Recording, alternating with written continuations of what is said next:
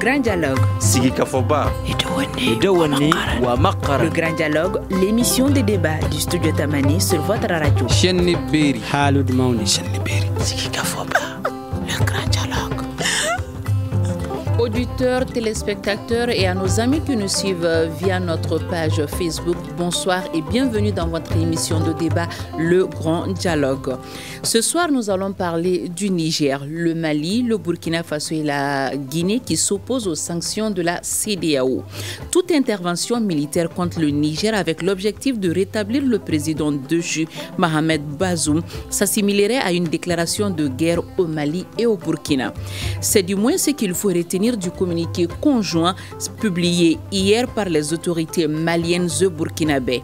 Dans la foulée, la Guinée a affirmé qu'elle refuse d'appliquer des sanctions illégitimes et inhumaines contre un peuple frère et les autorités nigériennes. Elle exhorte la CEDEAO à revenir à de meilleurs sentiments. Comment comprendre cette posture donc de la CEDEAO? Va-t-elle aller jusqu'à une intervention militaire au Niger? Quel regard sur ce élan de solidarité du Mali, du Burkina Faso et de la Guinée envers le Niger? On en parle donc avec trois invités, mais déjà il y a un des invités qui manque, il s'agit d'Alouseni Guindo, nous l'espérons l'avoir d'ici la fin de cette émission.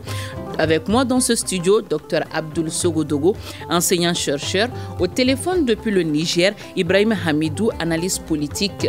Auditeur, auditrice, encore une fois, bonsoir et bienvenue.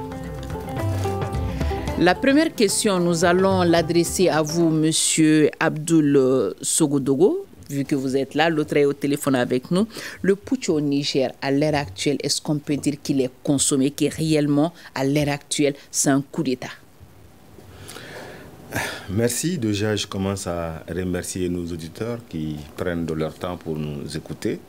Et merci pour votre invitation. Alors, dès qu'il y a rupture de l'ordre constitutionnel, alors on peut dire qu'il y a coup d'État. Est-ce que le président Bazoum qui a été élu il y a, je crois, à peine 2 ans, et donc ce n'est plus lui aujourd'hui qui dirige l'État nigérien, c'est voilà, des militaires organisés qui ont pris en main ce pays. Et donc on peut dire qu'il y a effectivement un putsch. Ibrahim Hamidou, vous êtes analyste politique, vous participez à cette émission par téléphone depuis Niamey au Niger. Que peut-on retenir des événements qui se passent actuellement à Niamey, au Niger, partout à Niamey et dans les autres villes du Niger actuellement? Allô? Allô, monsieur Ibrahim Hamidou, vous nous entendez? Vous pouvez reprendre votre question? Alors, je disais, est-ce qu'on peut avoir un résumé de la situation actuelle à Niamey et dans les autres villes nigériennes aujourd'hui? Ben, il n'y a rien d'exceptionnel à souligner pour le moment parce que tout est relativement très calme.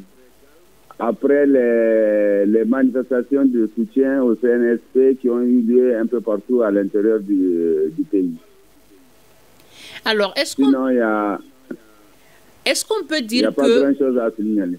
Est-ce qu'on peut dire aujourd'hui que le coup d'État il est consommé, qu'à l'heure actuelle qu'il y a eu réellement coup d'État au Niger? Parce que certains disent que le président est retenu contre son gré. Mais madame, je n'ai pas vu dans l'histoire de l'Afrique, en dehors de la situation du Gabon, je ne sais plus si c'est en 62 ou en 63, où le président Léon Ba a été victime d'un coup d'État et remis au pouvoir par les barbouzes françaises. Donc parler de coup d'État non consommé au Niger, quand vous avez un président que ça fait une semaine il n'exerce plus ses fonctions de président et qu'il y a une organisation militaire qui a fait une proclamation, il faut être de très mauvaise foi pour encore s'interroger sur la réalité du coup d'État ou pas. Alors, maintenant, est-ce qu'il y a un coup d'État ou pas? Ça devient des discussions politiciennes. Il faut être pratique. Alors, vous avez certainement suivi avec nous l'actualité de ces dernières 24 heures. Vous avez tantôt entendu le communiqué conjoint du Mali et du Burkina, ensuite la Guinée également, qui se désolidarise des sanctions de la CEDEAO. Comment cette nouvelle a été accueillie en République du Niger? Mais avec évidence et reconnaissance. Évidence parce que ces pays ont été avant le Niger victimes de décisions iniques, illégales et injustes de l'UEMOA et de la CEDEAO. Et particulièrement le Mali, qui a été victime de décisions criminelles dans l'intention juste d'affaiblir les autorités politiques maliennes et ramener le peuple malien à la servitude. Ce que le peuple malien a refusé, a tenu. Donc au Niger, quand ces sanctions sont tombées, nous avons eu, pour nous c'est du déjà vu. Et nous les avons d'ailleurs accueillis avec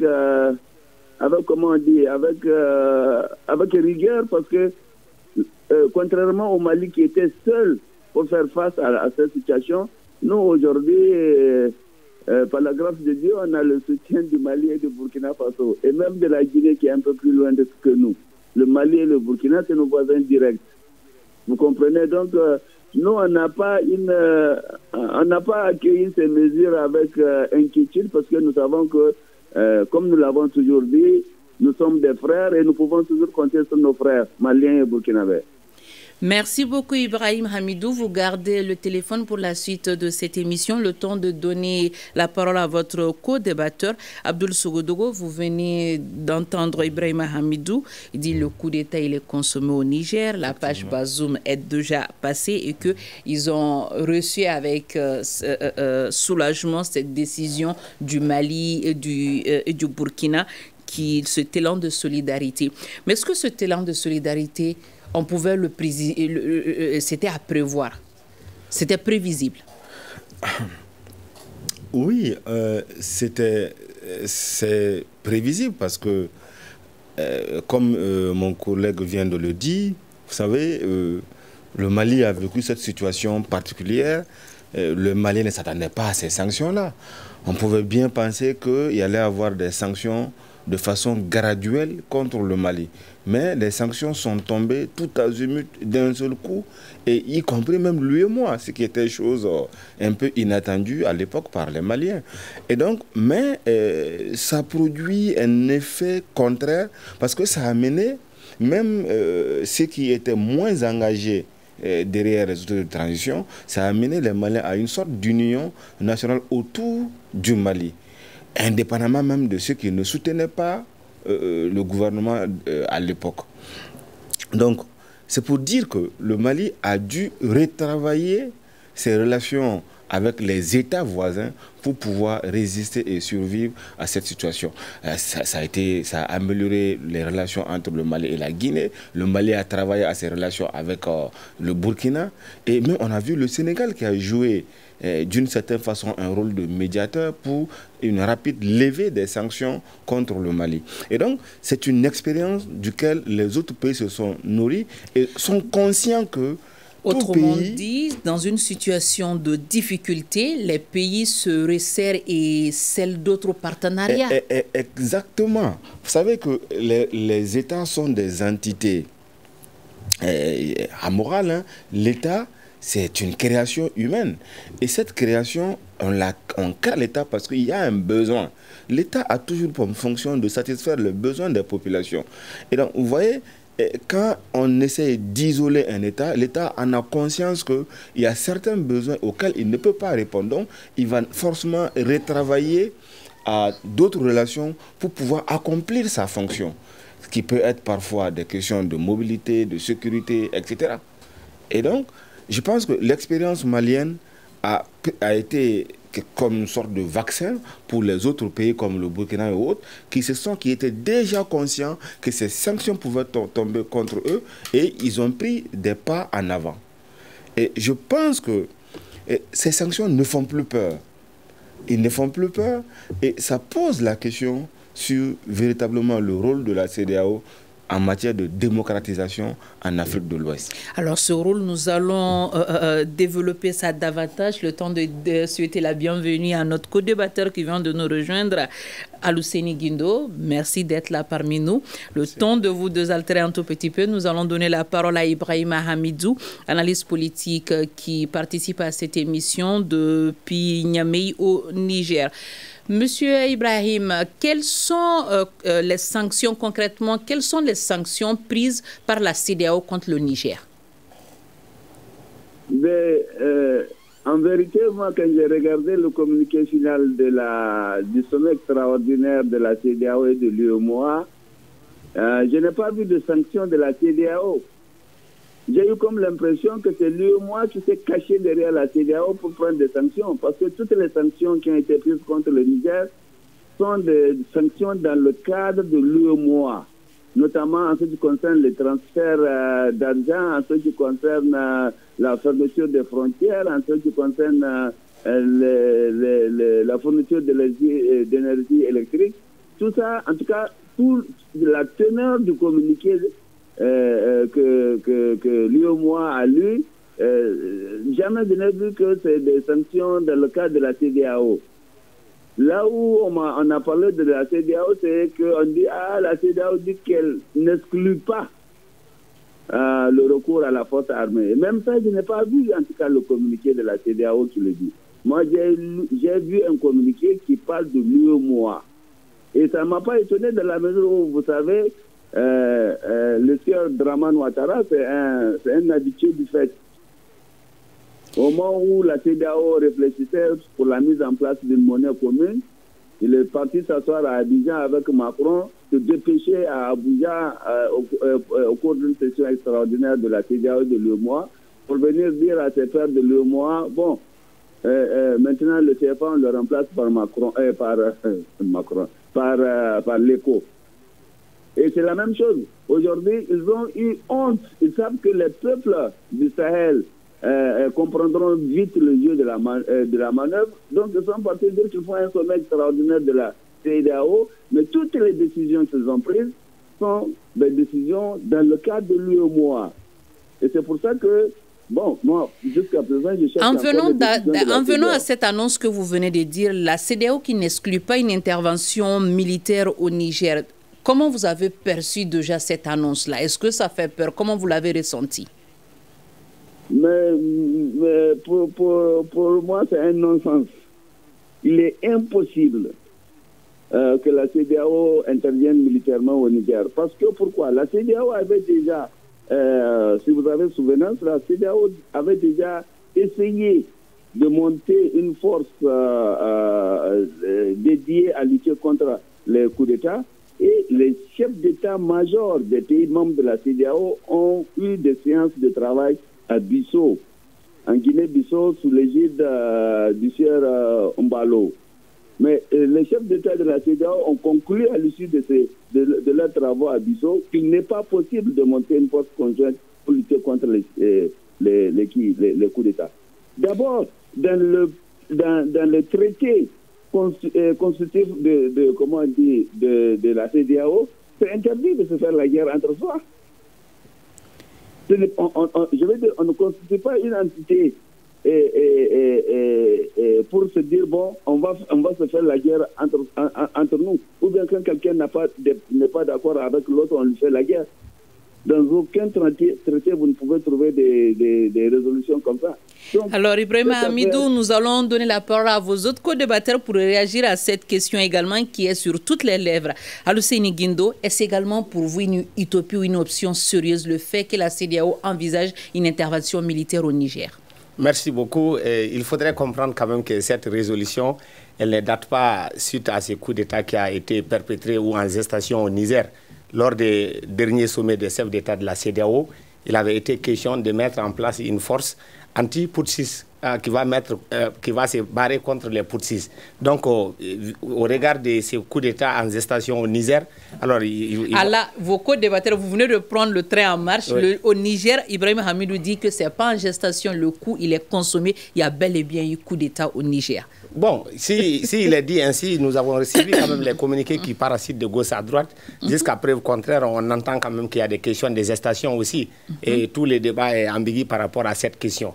Donc c'est ce qui me fait dire cette position pour ne pas prendre parti quand même. Il y en a toujours ceux qui s'y opposent encore du moment où le médiateur qui a été envoyé, qui est le président de la transition de Tchad, a pu rencontrer toutes les parties. Donc à l'accoutumée, si le coup était consommé, alors pourquoi en médiation au niveau de toutes ces différentes parties-là? Bon, je pense que selon les médias, je me base sur ce que nous avons lu tout à l'heure en suivant l'évolution de l'actualité. L'émissaire du Tchad, Ibrahim Hamidou, si je me trompe, vous allez le dire, il s'est levé de lui-même pour aller faire une médiation.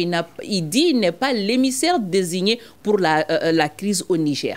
Donc, le jeune Déby est parti de lui-même rencontrer Bazoum. Évidemment, même s'il est allé de lui-même, ce n'est pas mal. Je dis, mais du moment où une autorité est censée être unique dans une république et que si le coup était véritablement consommé, alors pourquoi ce partage du pouvoir d'aller aussi consulter l'ex qui est Youssouphi, aller encore consulter Bazoum et aller encore consulter les Putsis, notamment les généraux qui auraient pris le pouvoir. Donc c'est en ce sens-là que j'ai dit que le coup d'État est en gestation et je le dis aussi selon ces mêmes preuves qu'ils avancent. Maintenant, pour revenir, il avait été dit au dernier sommet des chefs d'État de la CEDEAO qu'il faut mettre une force d'intervention pour arrêter les coups d'État dans la zone de la CEDEAO. Donc si un coup d'État en gestation est entendu dans le Niger, il va de soi naturellement quand même que cette force-là, que son intervention soit entre guillemets mise en attente pour pouvoir remettre les choses en ordre. Maintenant, ce qu'il faudrait réellement articuler, moi dans mon analyse, c'est de faire de telle sorte qu'on ait des mécanismes à ne pas pousser les militaires à faire des coups d'État. Et ce travail doit être fait et au niveau des politiques et ça doit aussi être fait au niveau aussi des militaires. Mais le problème dans tout ça, vous verrez souvent que ceux qui s'élèvent pour prendre le pouvoir, c'est souvent pour des raisons qui n'engagent pas le peuple dans sa majorité. Par exemple, celui qui vient de faire le coup d'État au Niger, il a été dit que c'est tout simplement, il devait être déposé pour aller être en retraite anticipée, qu'il a motivé à faire ce coup d'État.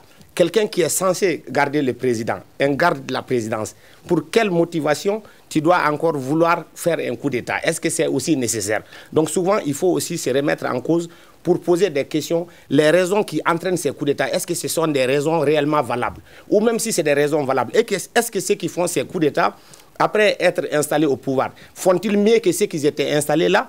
Et quand vous allez vous introduire sur les questions de ceux qui ont pris le pouvoir, vous allez voir que toujours la satisfaction et les attentes du peuple par rapport au développement social et économique restent un mirage. Donc il faudrait se poser toutes ces questions. Mais pour ne pas en arriver là, il faut faire de telle sorte à articuler des mécanismes que les militaires vraiment ne s'approprient pas des pouvoirs démocratiquement élus. Puisque ce faisant aussi est un grand mal pour nos pays et même pour nos nations. Pourquoi ?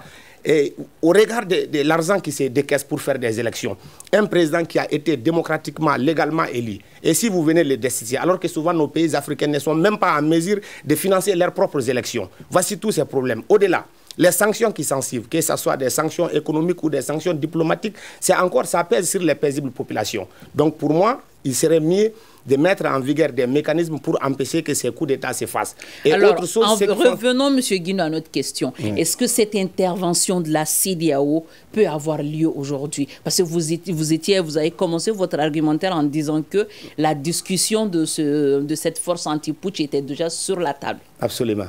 Bon, pour moi, même si elle pouvait être mise en vigueur, je ne conseille pas. Puisque dans toutes les conditions ou dans tous les cas, on dit qu'il y a un cas, et malgré ces seuls cas qui restent, ce sont les paisibles populations qui sont perdantes. Puisqu'on ne peut pas envisager une intervention militaire dans un pays sans que des innocents, des paisibles citoyens y paient de leur vie ou même de leurs biens. Donc au regard des conséquences et des effets collatéraux que cela pourrait entraîner, je n'envisage pas cette intervention. C'est pour cela que je suis pour... Vous n'envisagez pas, mais est-ce que la CEDEAO aujourd'hui est capable d'y aller? Bon, je ne dirais pas qu'elle est capable d'y aller. Peut-être que c'est une menace qui est mise sur la table pour pouvoir remettre les choses en ordre. Sinon, au regard même de tous les communiqués qui ont été dits de part et d'autre, vous tomberez d'accord que même ceux qui sont dans la dynamique de porter main forte militairement à leur pays frère ami qui est le Niger, notamment le Mali et le Burkina, qui s'est déclaré en ce sens, à la différence de leurs frères d'armes de Guinée, on voit quand même qu'il y a un certain dénominateur commun dans ces déclarations. Et du côté même de l'Algérie, de la Guinée, du Mali, du Burkina, et y compris aussi de la Russie, aujourd'hui qui constitue un partenaire fiable des Putschistes. C'est pour dire qu'ils sont tous d'accord sur le fait quand même que cette intervention n'est pas sans dégâts collatéraux. Donc au regard de cette analyse qui a été mise en avant, il faudrait vraiment éviter cette intervention militaire au regard des dégâts collatéraux que cela peut avoir directement et indirectement, non seulement pour le Niger, mais aussi pour toute la sous-région et même pour l'international. Merci beaucoup, M. Guindo, pour vos mots d'introduction. Abdoul Sogodogo, est-ce qu'avec cette situation du Niger, la CEDEAO ne joue-t-elle pas avec sa crédibilité en Afrique? La CEDEAO a déjà beaucoup perdu en termes de crédibilité dans la gestion des ruptures démocratiques. Il y a eu plusieurs cas. Le dossier malien en est l'exemple le plus illustratif. Parce que j'aime le dire, je l'ai écrit dans mes travaux d'ailleurs même, j'aime bien dire que la CEDEAO est une construction inachevée. Inachevée quand elle dit, elle se confie, elle se donne elle-même une mission de démocratisation, mais comment justement travailler à l'ancrage de la démocratie dans les différents pays. Alors, il y a un certain nombre d'éléments sur lesquels il est tout de suite attendu, notamment en matière préventive. Ça veut dire qu'il faudrait que la CEDEAO puisse jouer un rôle en matière électorale. Alors qu'à l'état actuel, la CEDEAO ne joue qu'un rôle d'observateur ou voilà, de surveillant de règles mineures en demandant aux États de respecter un certain minimum avant d'aller aux élections. Mais elle n'a pas de pouvoir impératif, pouvoir de sanction quand un État organise des élections alors que les conditions exigées par elles-mêmes n'ont pas été respectées. Le Mali l'a expérimenté en 2020. En matière de gestion des crises, par exemple, contre le terrorisme, par exemple, comme le cas du Mali, ou en tout cas les conflits sécessionnistes aussi, la CEDEAO n'a pas été capable de se déployer efficacement auprès du Mali pour arrêter la nébuleuse qui descendait vers Bamako. Il a fallu que le Mali fasse appel à la France, si vous vous rappelez, de la force Serval. S'il y avait effectivement un système de sécurité ou de défense collective en Afrique de l'Ouest, mis en place par la CEDEAO, le Mali n'aurait jamais appelé la France. Et donc, sur beaucoup de questions, j'en reviens par exemple sur la question de la gouvernance. Parce que quand vous regardez les déclarations, les premières déclarations à l'issue des différents coups d'État, vous verrez toujours les questions de gouvernance qui sont évoquées. Notamment, je fais allusion à la corruption. Et donc, la CEDEAO n'a aucun mécanisme effectif, je dis bien, je ne dis pas les textes qui existent, mais effectif, qui permet d'asseoir une bonne gouvernance dans les États membres. Et donc, elle est dans une sorte de réaction aux différents coups d'État. Ce qui fait qu'elle ne fait que suivre quelque chose, une sorte de chimère, parce que, voilà, elle-même n'a pas pu véritablement se donner les moyens qu'il faut pour véritablement traiter les vrais motifs qui semblent justifier les coups d'État. Et c'est à ce niveau qu'il faut poursuivre la construction de la CEDEAO, à mon sens. Pour ce qui concerne votre question, l'intervention de la CEDEAO, je pense que sur cette question-là, on a manqué d'imagination en fait. Parce que quand la CEDEAO doit se déployer, c'est avant tout pour protéger une population, pour que l'expression même de la population qu'elle a manifestée soit respectée. Alors, vous savez, les élections qui ont conduit Bazoum à la tête de l'État nigérien ont été une des élections les plus contestées du Niger. On se rappelle même à son investiture, il y a eu un semblant. On dit même qu'il aurait échappé à un coup d'État le jour de son investiture. Exactement. Ça veut dire qu'il y a une contestation congénitale contre Bazoum et son gouvernement. Et donc ça veut dire qu'il y a un problème de légitimité Et ces problèmes de légitimité puisent ses sources dans un très long passé. Quand vous regardez la trajectoire de Bazoum lui-même, ou quand vous regardez de façon globale la trajectoire du Niger, son histoire politique, quand même c'est un pays qui a une forte tradition. Un des célèbres procès nigériens l'a suffisamment démontré. Il a même appelé son article, il a dit les militaires politiciens. C'est pour dire que le pouvoir politique n'est en réalité pas un espace où est exclu l'armée au Niger. Ça veut dire que l'armée a toujours été au cœur du pouvoir et se positionne comme étant un véritable acteur politique. Et donc c'est pour dire que la CEDEAO, la solution envisagée n'est pas celle qu'il faut dans ce genre de situation. Donc, autrement dit, si je résume tout ce que vous venez de dire, la CEDEAO n'a pas les jalons suffisamment posés pour aller vers une... Ce que je veux dire, la CEDEAO doit être aux côtés du peuple et non pas aux côtés du pouvoir, en fait. Et quand vous regardez les manifestations à Niamey aujourd'hui, au Niger aujourd'hui, vous voyez que le peuple se reconnaît en ceux qui ont pris le pouvoir. Ça ne veut pas dire qu'on encourage les coups d'État. Non, personne ne peut encourager les coups d'État parce que le coup d'État, c'est toujours le signe d'un échec de démocratisation. C'est un échec. Mais ce n'est pas pour autant qu'il y a cet échec-là dont il faut assumer maintenant et tirer les leçons, qu'il faut la réparer par d'autres systèmes, par d'autres façons de faire qui peuvent encore causer des résultats encore plus néfastes. Comme Guindo vient de le dire, les conséquences, les dommages qui vont en découler vont être énormes, vont être catastrophiques. Ibrahim Hamidou, de la chute de Bazouma aujourd'hui, qu'en est-il aujourd'hui des négociations entamées? Avant de répondre à votre question, j'aimerais quand même dire que ce concept, je ne sais pas, de coup d'État en gestation, c'est un concept qui fait un peu rigoler au Niger. Hein. Il n'y a pas de coup d'État en gestation. C'est-à-dire que, bon, on sait que les autres préparent un coup d'État et puis le président est là. Lui aussi, il attend que les gens préparent le coup d'État et on négocie quoi. C'est ce que ça veut dire un coup d'État en gestation. Moi, je pense qu'il ne faut pas embrouiller les gens avec des concepts qui ne veulent rien dire. Il n'y a pas de coup d'État en gestation au Niger, il y a un coup d'État.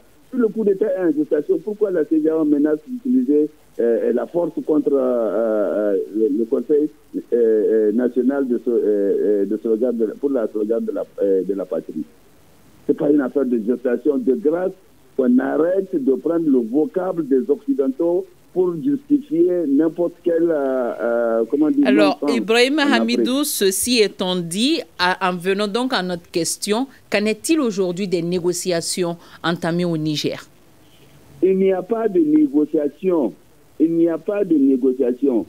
Il n'y a aucune négociation. Et le Conseil, comment on dit, le Conseil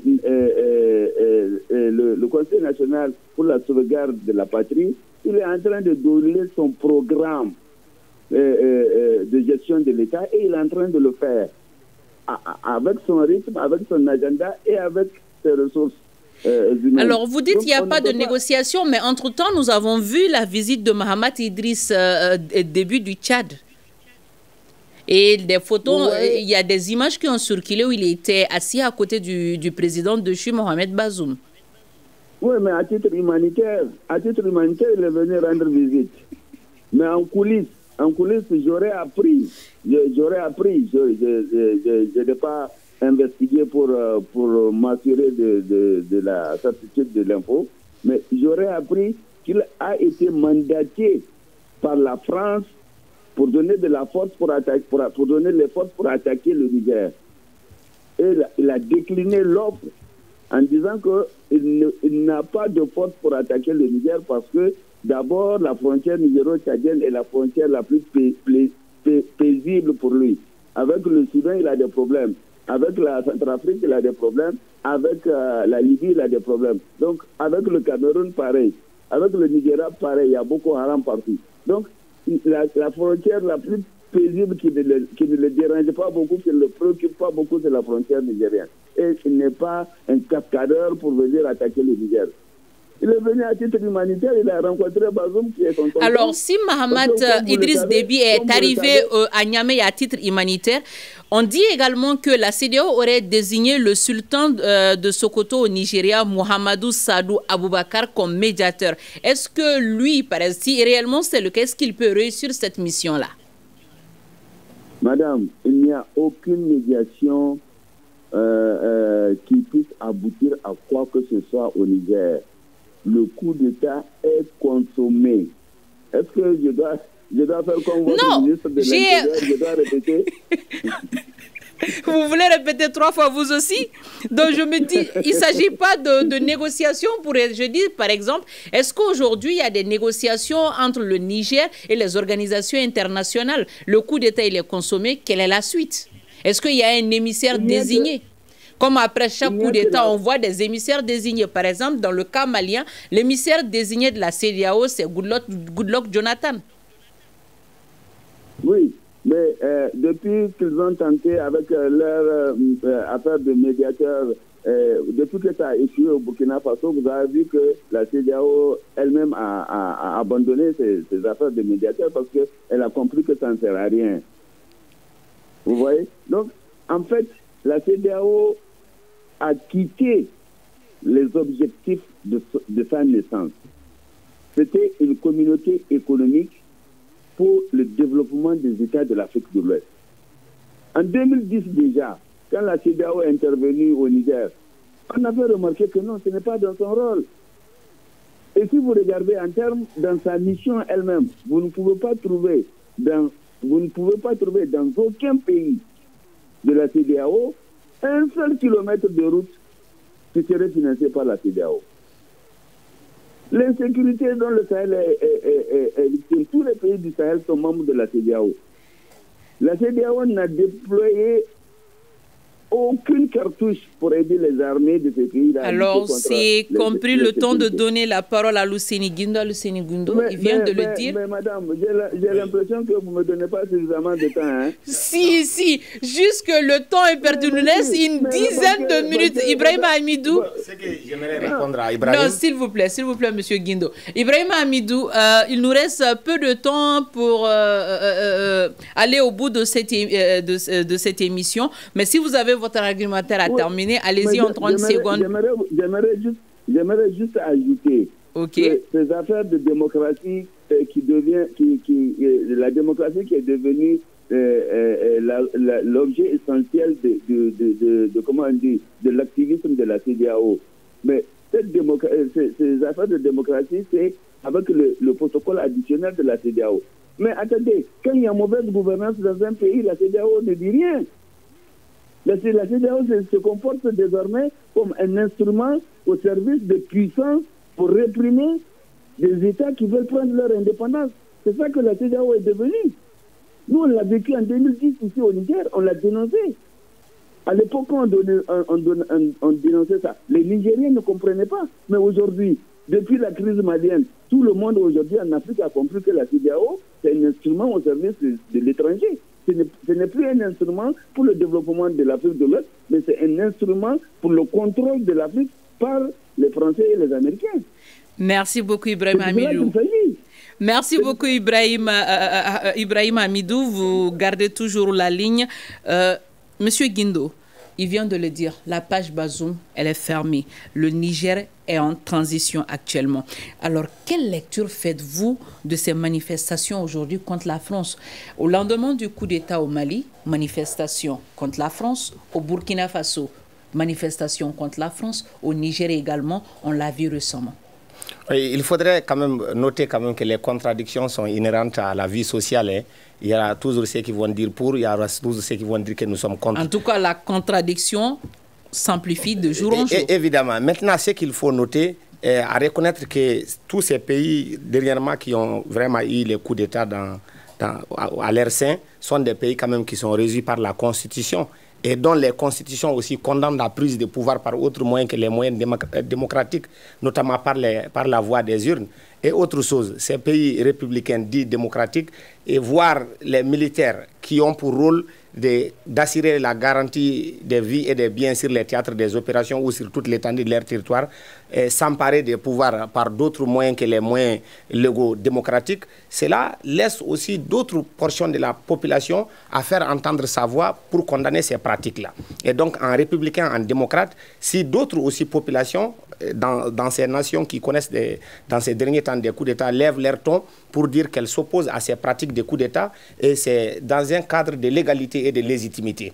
Donc moi je vois et je trouve plus légitime que quelqu'un qui est républicain, qui se reconnaît dans les jeux démocratiques, condamner des pratiques anti-républicaines, que quelqu'un qui prend des pouvoirs par les armes et se voir soutenir par ces mêmes peuples-là. Donc pour dire à mon doyen de l'autre côté de l'antenne que nullement, on ne nous a pas chargé avec des vocables étrangers pour venir parler, nous jouissons de notre liberté de penser. Et on revient à notre émission parce que nos auditeurs et téléspectateurs ont besoin réellement de comprendre. J'ajoute une autre question, par exemple le Mali, le Niger, le Burkina, 3 pays d'Israël sont déjà en transition, comme je l'ai dit. Est-ce que cette situation doit s'inquiéter ou pas? Parce qu'on sait également que ces 3 pays partagent également une zone dite des 3 frontières très poreuses. Absolument. C'est ce que je voudrais dire toujours pour revenir sur la première question. C'est pour dire que les gens ont le droit d'exprimer leurs pensées quand il y a les coups d'État qui sont en jeu ou s'il y a les coups d'État qui sont consommés dans leur pays. Il ne faut pas que ceux qui pensent que les dirigeants gèrent mal le pouvoir, c'est ce qui fait que les militaires s'emparent du pouvoir et que dès que les militaires s'emparent du pouvoir, personne n'a le droit de s'exprimer par rapport à ces pratiques. Non. Et d'ailleurs, je dirais que le Niger est à son record de coups d'État. Et qu'a-t-il changé dans son existence, dans la vie des paisibles populations? Si les coups d'État était une solution. Donc il faudrait qu'on mette plus en vigueur des mécanismes pour nous éviter des coups d'État que le fait de faire penser que les coups d'État étaient une solution. J'y reviens encore. Alors, quels peuvent être ces mécanismes-là aujourd'hui? Parce que quand on entend, on dit l'insécurité elle est grandissante, il y a l'économie qui est en branle, il y a toujours des raisons derrière ces coups d'État-là, qui sont également, ces raisons également sont visibles sur ces pays en question. Évidemment, j'ai dit, malgré ces raisons qui sont évoquées, et ceux qui font des coups d'État et qui viennent, pratiquement, au regard même de leur magistère aussi, les choses ne changent pas. Aujourd'hui, le Burkina et le Mali qui s'apprêtent entre guillemets à porter main forte militairement au Niger. Mais nous-mêmes, on est victime de l'insécurité. Il y a plus de 5 villages qui viennent de se déplacer courant la semaine passée au Mali ici. Et le Burkina, même pour pouvoir faire sortir des cargaisons de matériel, il faut être escorté par l'armée. Donc c'est pour dire que quand une partie de la population s'exprime par rapport à ces comportements, les gens sont dans leur plein droit de s'exprimer. Le doyen venait de dire qu'il y a une mise en cause des modes de gouvernance des pouvoirs démocratiquement élus et que la CEDEAO n'a pas pris des mécanismes en ce sens qui font que souvent les coups d'État là sont les bienvenus. Comme l'a dit le président de Libéria, si on ne condamne pas les coups d'État constitutionnels, il ne faut pas condamner les coups d'État. Non, j'arrive.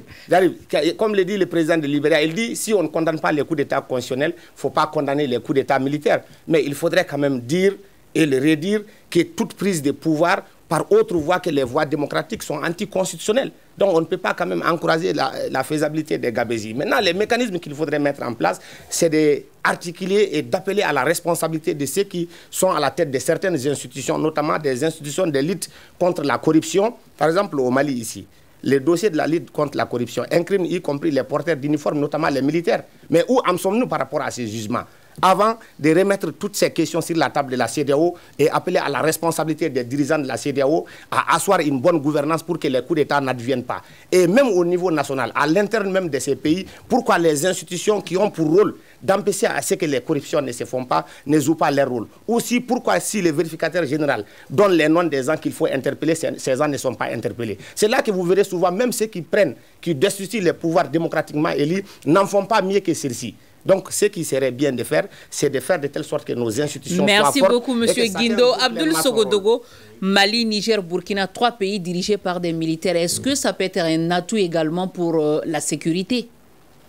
Alors, vous savez, l'intégration ne se fait pas de façon fortuite.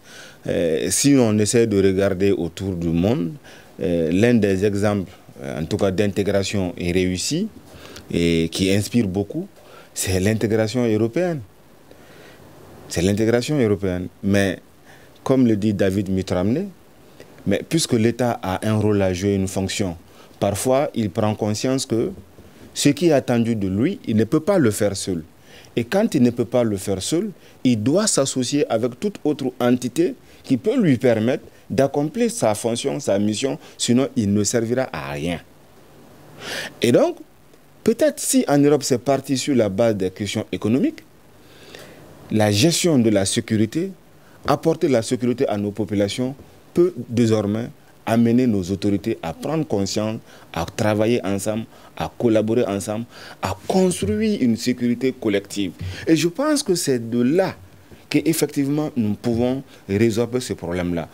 Chaque discours de nos chefs d'État, ils reconnaissent à demi-mot ou ouvertement qu'aucun pays à lui seul ne peut efficacement endiguer le terrorisme. Et pourquoi ça tarde?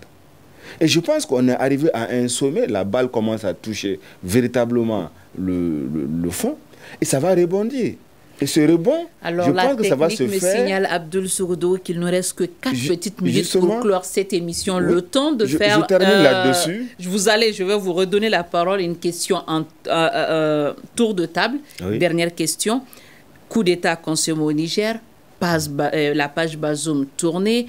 La CEDEAO qui menace également. Dans pareille situation aujourd'hui, dans cette équation, comment ramener aujourd'hui la quiétude au Niger? Et vous allez terminer votre argumentaire. Et je terminais pour dire que c'est maintenant ou jamais que ces États doivent effectivement travailler ensemble pour avoir une approche assez globale, concertée, pour lutter ensemble contre le terrorisme et asseoir la sécurité dans nos pays. Alors, coup d'État consommé, je ne reviens pas là-dessus, ça je crois que je l'ai dit à l'entame de mes propos. Ben, peut-être juste pour dire que le coup d'État est naturellement un mal, parce que je l'ai dit, c'est le signe d'un échec de la démocratie. La démocratie, moi je l'entends comme étant la participation des populations, des citoyens à la gestion de la chose publique.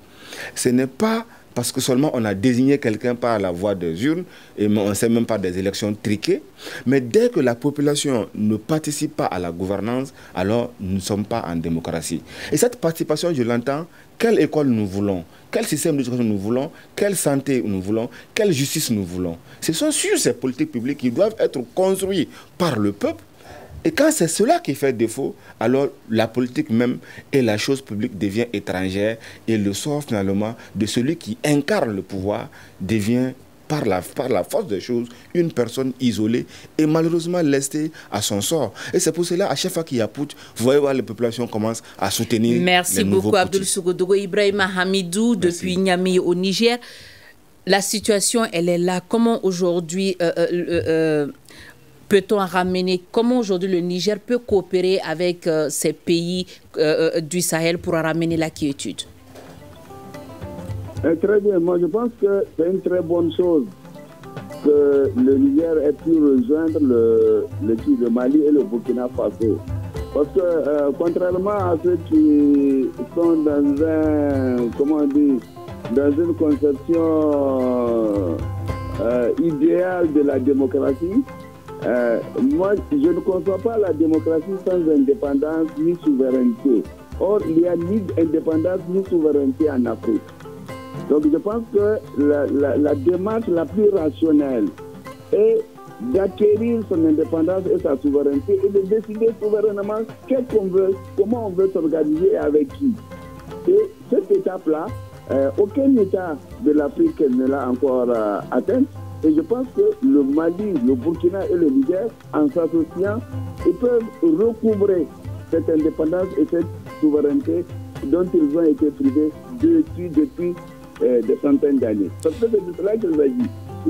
Je rappelle à ceux qui crient aujourd'hui démocratie. Merci beaucoup Ibrahim Hamidou. Le temps imparti pour cette émission est presque terminé. Le temps de donner la parole à M. Guindo. Pas de quiproquo, il vient de le dire. La souveraineté, elle est déjà annoncée avec la coopération entre le Mali, le Niger et le Burkina. Est-ce que vous partagez? Oui, entre guillemets, mais je dirais quand même pour finir, pour éviter que ceux qui même font des coups d'État soient à l'abri des coups d'État, il faut qu'eux aussi répondent aux attentes du peuple. C'est cela vraiment qui convient à nous éviter ces coups d'État. Ce côté est très important, puisque souvent ceux qui font des coups d'État aussi n'en font pas plus que ceux qui sont démocratiquement élus. Alors vous l'aurez compris que même s'il y a eu des points de divergence, nos co-débatteurs sont d'accord quand même que pour développer ce pays, il faut la sécurité et que le Sahel également doit coopérer ensemble pour que la paix et la quiétude reviennent dans nos concessions. C'est la fin donc de cette émission qui vous a été présentée par Mariam Maïga. Grand merci à nos invités, Dr Abdoul Sogodogo, enseignant-chercheur, Alusseini Guindo, analyse des questions sécuritaires. Au téléphone depuis le Niger, Ibrahim Hamidou, analyste politique. À la régie son et vidéo avec Salim Diouara et Ibrahim Sanogo. Cette émission a été réalisée par Imirana Kilou Maïga. Grand merci à vous et on se donne rendez-vous pour une prochaine fois.